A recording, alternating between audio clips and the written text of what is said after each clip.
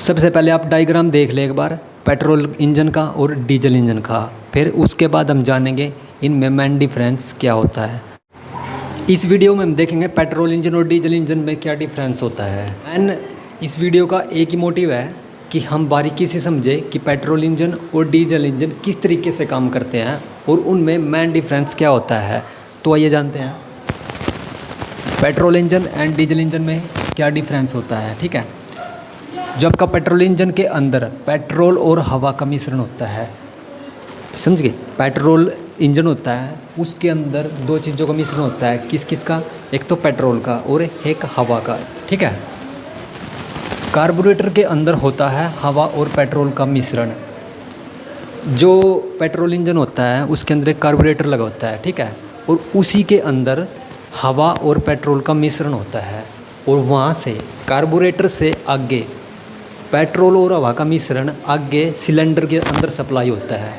ठीक है, उसके बाद क्या होता है, जब पेट्रोल और हवा का मिश्रण कार्बोरेटर से सिलेंडर के अंदर चला गया तो वहाँ पे फ्लैम अग्नि प्रज्वलित होती है और जैसे ही वहाँ पे फ्लैम मतलब अग्नि जलेगी तो वहाँ पे एक ऊर्जा का उत्पादन होगा। ठीक है, ये वहाँ पे क्या होगा, एक ऊर्जा सप्लाई होगी, तो वहीं से पेट्रोल के अंदर गति मिलती है, पावर सप्लाई होती है।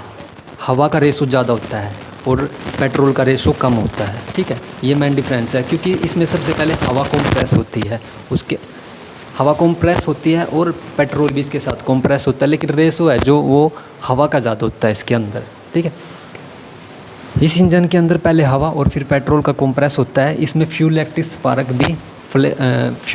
स्पार्क लगा होता है जिसमें फ्लेम जलती है और पेट्रोल और हवा का जो मिक्स होता है वहाँ पे ऊर्जा सप्लाई होती है, वहाँ पे फ्लेम जलती है, वहीं से ऊर्जा की सप्लाई होती है।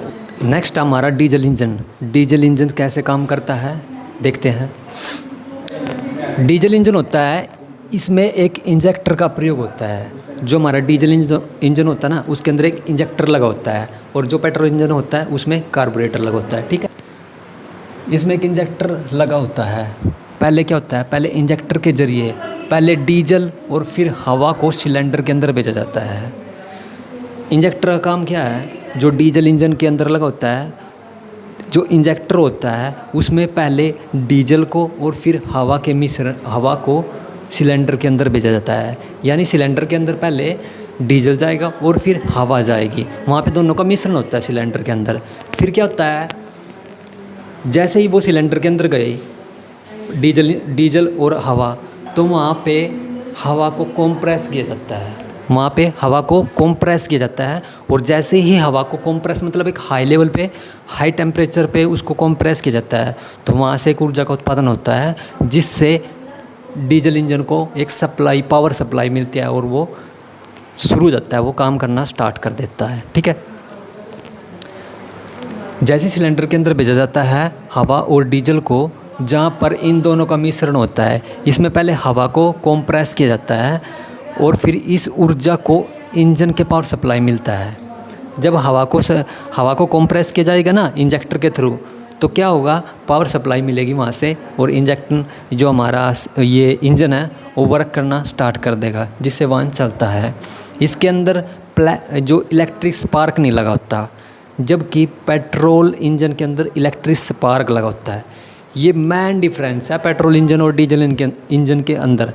इलेक्ट्रिक स्पार्क होता है ना, वो पेट्रोल इंजन के अंदर लगा होता है, जबकि इंजेक्टर आपका डीजल इंजन के अंदर लगा होता है। आगे है हमारा जो पेट्रोल इंजन है, पेट्रोल इंजन के अंदर एक इलेक्ट्रिक स्पार्क लगा होता है, डीजल इंजन के अंदर एक इंजेक्टर लगा होता है। ये मेन डिफरेंस है। ठीक है, जबकि डीजल इंजन के अंदर एक इंजेक्टर लगा होता है।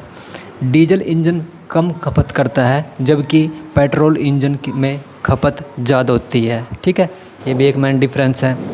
पेट्रोल इंजन में विस्फोट होने का चांस ज़्यादा होता है। पेट्रोल इंजन में विस्फोट होने का चांस ज़्यादा होता है। क्यों होता है? क्योंकि उसके अंदर हवा और पेट्रोल का मिक्सर होता है। ठीक है, जबकि डीजल इंजन के अंदर कम चांस होते हैं विस्फोट होने के, क्योंकि उसके अंदर जो डीजल इंजन होता है उसके अंदर हवा को कंप्रेस किया जाता है, वहीं से पावर सप्लाई होती है, जहाँ से ऊर्जा का उत्पादन होता है।